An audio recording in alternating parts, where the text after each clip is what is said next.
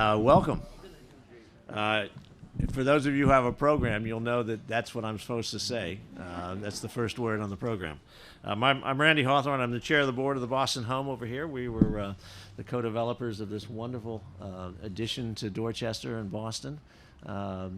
36 units of affordable housing. Not the easiest thing in the world to do, as you know, in this day and age, but we had a lot of help and a lot of support. And lots of people are going to be thanked. I'm going to do probably the same thing, but I'm going to do it because I'm doing it. The first I'm going to thank is Marva Sirotkin, who is really the champion of this property. She was the previous executive director and CEO. I've been on the board of the Boston Home for a long time, and I heard about this as a dream for a long time. And you know, by God, we were able to make it happen, and that's a wonderful thing. We have our development partners from Affirmative Investments are here. Tara's here, and she'll be speaking later. Obviously, they were instrumental. There are government officials here today, politicians, funders, Columbia Construction, the guy who looked after our interests, Brian Kelleher, Fran Murphy, our CFO, who really was the detail guru. Hopefully we have some neighbors. I hope they'd come to celebrate. We have some residents of the Boston Home. Thank you for being here. We may have some participants in our BFIT adult program, day program. If not, they're more than welcome, obviously. And of course the Harmon board, which is the technical owners of this, along with Marva and Tony Stankiewicz and John Hannon and Kurt Rockstroh. And there's lots of others to thank. You've got the program. At that, I'm going to leave it to Marva to tell you what she'll tell you about the story. But thank you so much for coming. It's a beautiful day. It's a great day for Boston. And we just feel privileged that we were able to do this. Thanks.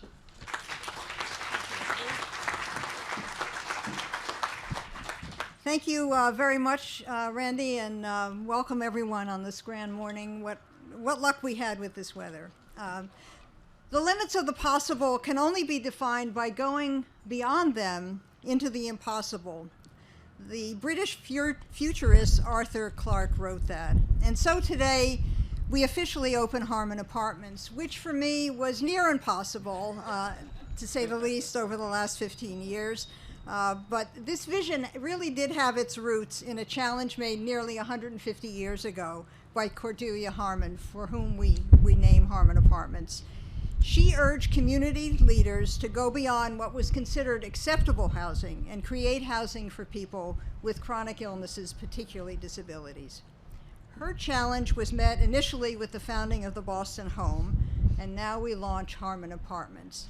It is important to close the loop between intention and reality, because this morning we stand on the site of the original Boston Home in 1881. So this is a very historical piece of property. I was introduced to the acute need for accessible, affordable, supportive housing by Dave Hatch nearly 20 years ago. Is Dave with us this morning? He's coming down. Well, he really was someone living in the community and had been advocating for housing for a long time. And it was time to take on and develop Harmon Apartments. In a long-standing tradition, the Boston Home trustees embraced the opportunity to extend the mission of the Boston Home and develop housing for people with disabilities. And as it happened, there were great advances in technology, which has really helped bring the building even more accessible for people so they can enjoy liberating personal independence. So on the course of this journey, the next big step was our joining with Affirmative Investments as our co-developers, and really couldn't have done it without you, Tara and David, so thank you very much. And there were critical steps along the way. The most important was the support and leadership of Mayor Marty Walsh and his administration, especially Sheila Dillon, who's with us today, who's Director of Department of Neighborhood Development. Thank you. And not only Sheila, but all of her team, and I think Kelly is here as well, were pivotal to moving us along. Working with the residents of Harmon Apartments and our community partners, we have made the near impossible possible. We are creating a new model for active community living for people with disabilities. And we hope that Harmon Apartment inspires other developers. And I have to tell you, if you don't mind, Sheila, what she said to me, we have to do more of this. So thank you very much. On a personal note, I have met such wonderfully smart, dedicated people along the way these last almost 15 years.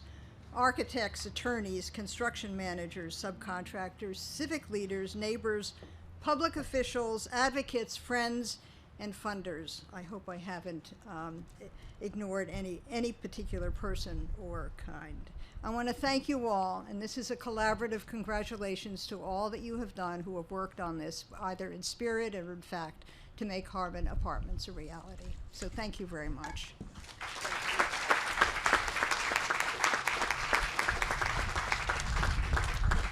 So now it is my great pleasure to introduce Mayor Marty Walsh. He has been a caring friend of the Boston Home, since we're talking a little bit about history, from the time that you were a state representative. He always listened to the residents and advocated for services so that residents could enjoy independence in the community.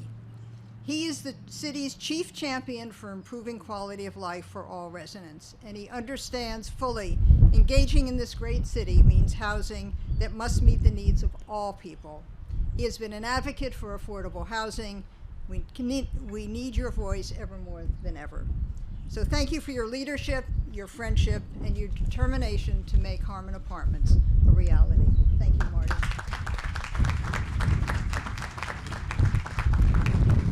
Thank you, Marva. And I want to just begin by thanking Marva and all of the staff here at the Boston Home and at Harmon Apartments. First of all, you're amazing people. To all the residents, thank you as well for being here today, but also thank you for letting us come visit you and talk about politics and take your questions whenever you let us in, which is all the time. I want to thank you for that. I do want to also thank a bunch of people as well. I want to give a shout out to State Representative Dan Cullinane, who represents this neighborhood, and when he was working with me in the office at the State House, obviously the Boston Home wasn't in my district, but it was important to me, and I want to thank Danny for doing an amazing job. I also want to thank Senator Nick Collins, again, another person who fights every day at the State House for the people who need a champion, and I want to thank Nick for being here today and also working with this project. Thank you, Nick.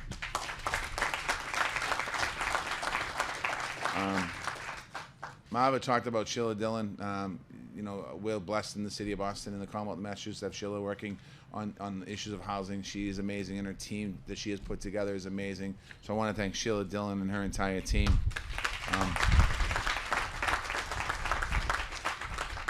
Commissioner McGosh from the Disabilities Commission couldn't be with us today, but her representative, Alex Gray, is here with us. I want to thank the Disabilities Commission in the city of Boston for the great work they do. I too want to thank Mass Housing and Community Development and Affirmative Investments and all the philanthropic investors who made this day possible. We're going to hear from Janice a little bit. I'm looking forward to that, seeing you come up here and speak. I want to give a shout out to Maureen Feeney.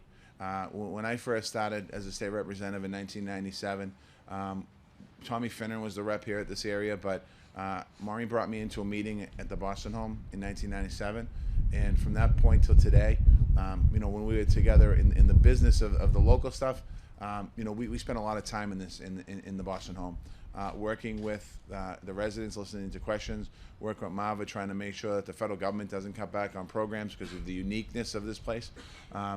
Walking through here on Memorial Day, this was our path on Memorial Day. We'd walk up and walk down right literally through the house here, and we'll go down to the street. They changed the route since then. And then on Dorchester Day, coming by and seeing all the residents on Dot Ave is one of my highlights of my day. And I make sure I go over and say hi to everyone that day. So I want to thank Maureen Feeney too, because she was such a strong defender and advocate for the Boston Home for so many years.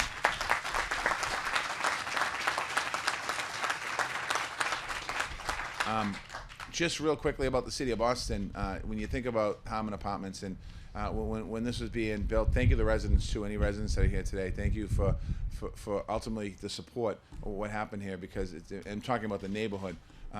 When this idea was presented to me, I thought like that's a no-brainer. And the reason why I thought that is because of this building behind us and what they do in there, and the residents that live here, and the amazing care that people get. And I knew from right away it was the right thing to do. And in the city of Boston, we've worked really hard to make sure that we create opportunities for everyone to live in. Right now, 1 in 5 homes in Boston are deed-restricted affordable units. That makes us a national leader when it comes to housing. We're continuing to create affordable housing for people who need it the most. Almost nearly 12% of all Boston residents' populations has a disability.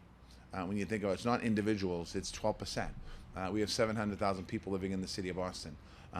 These Bostonians contribute to our economy, to our city, and it's our duty as elected officials, it's our duty as society to make sure that they have accessibility is an issue that we don't back down on, we continue to move forward on. We created in the city a disabilities housing task force. We've made some big strides in that. We've required more accessible units in city-funded projects. So when we think about how we do our housing, we make sure we have disability units there. We have more affordable, accessible units in private projects. So when people come in and build the private stuff, we plan to hold their feet to the fire a little bit as well to make sure they create more opportunities. We're helping people get loans to modify their homes for a family member with disabilities. And our Homeworks program actually helps build handicap ramps so families don't have to worry about what happens when their parent or somebody is sick and they need help. We want to make sure we're there to help them. We've come a long way as a society in creating more housing options for people, for everyone. The Harmon Apartments is this example. Beautiful new homes, offers high standards of living. The technology, the health and wellness programs, and the social supports will empower people to live on their own. And you know, we all like to be able to do our own thing. And it's important that we understand that, and we let people have that option and help them with that option. At the heart of this work is our belief, do your own thing, is the belief that every single person deserves to live with dignity and independence. Housing is a big part of this, but it's not the only part that's happening here. We made the City Council chamber ADA compliant. Before in the past, if you were in a wheelchair or a walker and you wanted to testify, you had to testify from the back above looking down, and we changed that. We brought the floor up so people can now go onto the City Hall floor chamber. We're renovating City Hall Plaza to make sure City Hall Plaza is accessible, all of City Hall. We don't want people to be able to be excluded from any part of the City Hall, including going over the bricks at City Hall Plaza. So we're making large investments and changing the way and our design there. We're rethinking our parks and playgrounds so everyone's fully included. We're about to open a park in the South Boston waterfront named after Martin Richard. A fully inclusive, accessible park for every kid. There's no sign saying this is a special park for you. Kids go in and there'll be something for them to do. And we took that model and we're bringing that to the whole city of Boston. And as we redo our tot lots and our playgrounds, that's the dot that we're going to be putting into those places.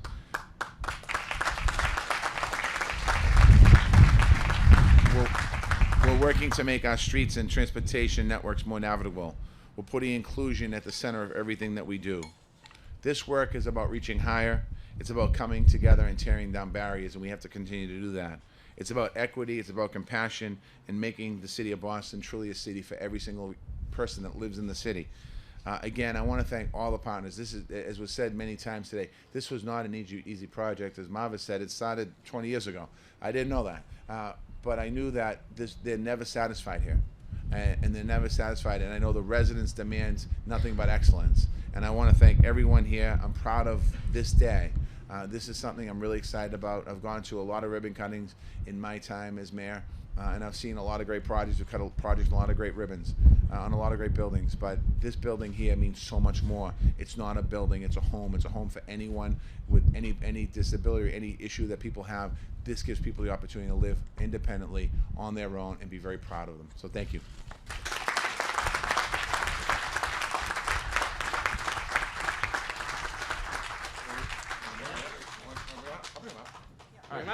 I have the honor now. As I said, so Danny Collinane, when he was in college, his senior in college, he interned in my office at the State House, and then when he graduated college, he came to work for me, and he was with me for a little bit, and then Maureen Feeney stole him, and then Martha Kolke stole him, and then he ran for office. But I have to tell you, embedded in this guy's DNA is public service. He's in the business for the right reasons. He's in the business because he cares for people. I saw it firsthand as a staff member working with me. I saw it firsthand as somebody who worked in an office that we worked very closely with, and I see it every single day in him as a state representative. He is truly a champion of people, and I'd like to introduce the state representative for the Harmon home, Danny Cullinane. Thank you so much, Mayor Walsh. If we needed any evidence whatsoever that we were doing the right thing here today, the sun is out for the first time in God knows how long. And so I think we'll take that as confirmation that this special day was the right thing. And so I want to thank the mayor. I want to thank the governor, Senator Forey and Senator Collins. And Senator Collins has truly jumped right in when second he took office and said, how can we help? How can we make a difference in the community? And he jumped right in from day one. And so he deserves a tremendous amount of credit. I want to give thanks to Councilor Baker and Council President Campbell, who worked on this project, and then the folks at the Boston home, Marva and Mary and Dr. Riley and Fran, the board, the staff, and most important of all, the residents. Because if this Boston home didn't have an impeccable reputation and was such a special place in people's hearts, then this project that we're celebrating today wouldn't have even been feasible. And so I also want to thank residents of the Peabody Slope Neighborhood Association that are here today, who deserve a tremendous amount of credit. I see the president back there, Luis Jimenez, and for his work and being a custodian of this project to make sure that the community process went well and that all voices were heard. It wasn't always sunshine and rainbows, but it was determination and stick-to-itiveness that is the reason why the Boston home sign says 1882.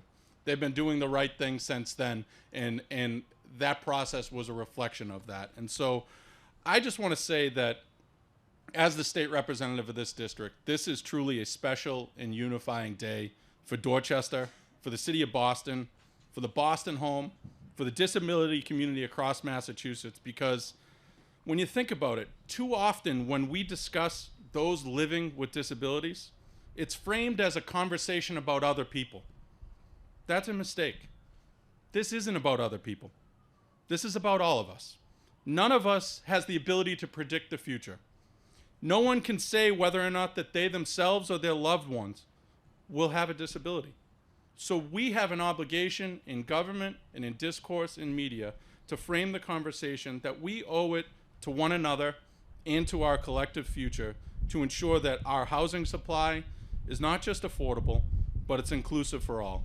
And so today is a milestone for a housing project here in our city that's affordable, that's inclusive, that's accessible, and I'm so proud to have worked alongside each and every one of you here today to make this special project a reality in our community. Thank you so much.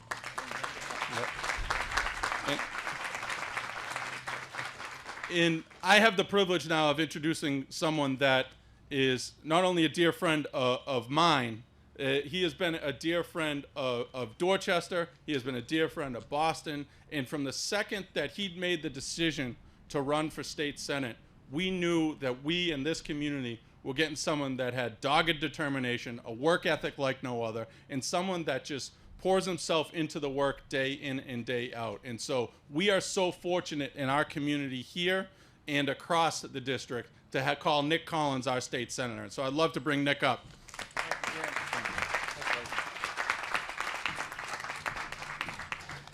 Thank you, Representative Cullinane. I'm going to have him introduce me at every event I go to. That was great. I appreciate it very much. It's an honor to be here as a state senator for the district. I want to thank the board, the leadership team at the Boston home, my colleagues in government for making this all happen. You know, my relationship to the Boston home is multifaceted. I got the opportunity to meet the staff and the residents as a state representative on budget matters with Representative Walsh, then Representative Forey, and it obviously is an incredibly special place. The staff is incredibly committed. The residents are resilient, and I think that's a word that sums up how we got here today. And I know there were some challenges along the way, but being a part of something like this is really special. You know, we have a mayor that I know he's going to have all sorts of opportunities to do other things, but we want him to be mayor for life. Because in Boston, we have someone that's committed to everyone, not just some people, but everybody. and it's an honor to be here. As I said, that you know, we should be very proud that 20% of our housing in the city is deed restricted, affordable, and we're doing more and more each day with projects like this to bring inclusion to our sites. And you know, just today in the Boston Globe is another testament to the city's great work on making a very difficult place to navigate. I know because I worked there, Beacon Hill, into a place that's fully accessible, and that wasn't without a fight. And so, just kudos to the mayor and his team for sticking to it on that issue. And just know that at the state, just last year and what's coming to fruition now, many of you know Work Inc., which is not far from here. That's a workforce training organization for persons with disabilities. But with the support of the mayor, the legislature last year now mandated that 7% of contracts in specific areas of our contracting in the state will be allocated for persons with disabilities. And so UMass Boston will be the first agency to do that. So in a few weeks, we're going to hear that at an event. And so we should be celebrating that as well. Because as the mayor said, it's not just about housing, it's about services, it's about opportunities, and that's why I'm so proud to be here today. Thank you all.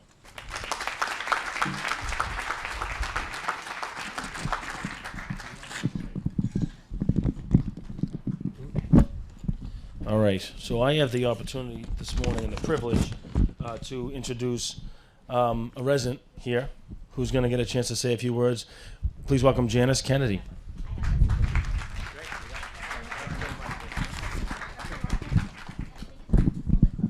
Thank you. I am a lifelong resident of Dorchester, and I'm glad to be back in Dorchester. My thanks to the rapid rehousing from Pine Street that got me back into Dorchester and the Harmon Apartments for giving me the opportunity to everything accessible, everything's a button to open doors and open my apartment, and it's a beautiful apartment. And I'm really appreciated, and thank you. Thank you very much.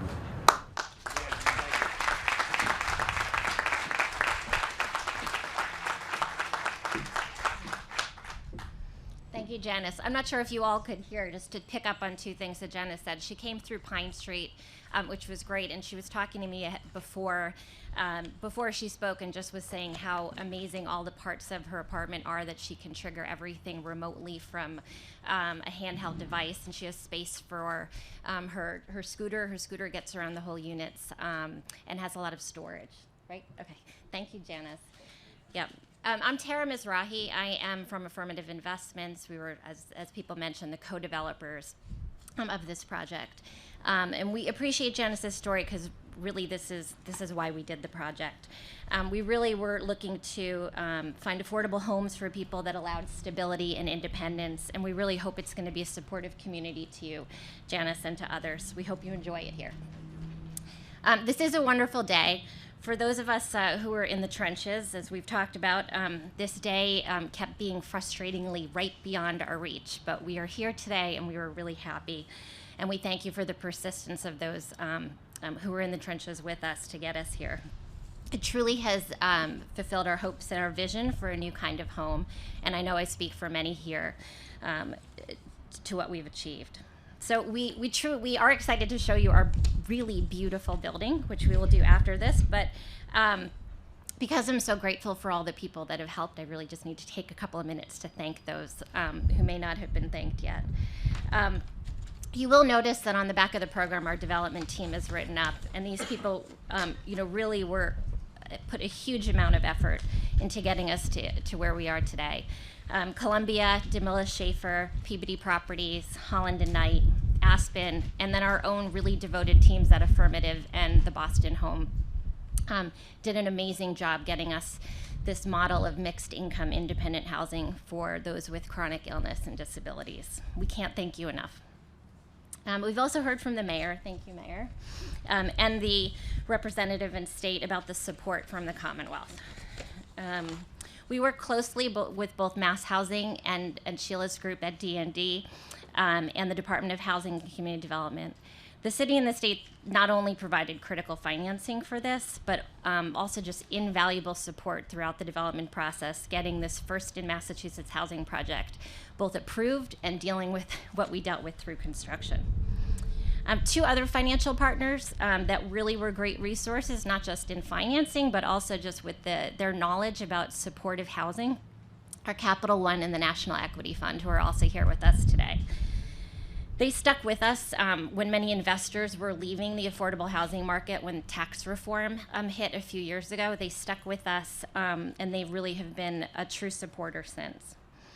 Our financing partners have actually asked me to congratulate everybody here for a project well done, and to welcome all of our members of the first Harmon Apartments community, including Janice.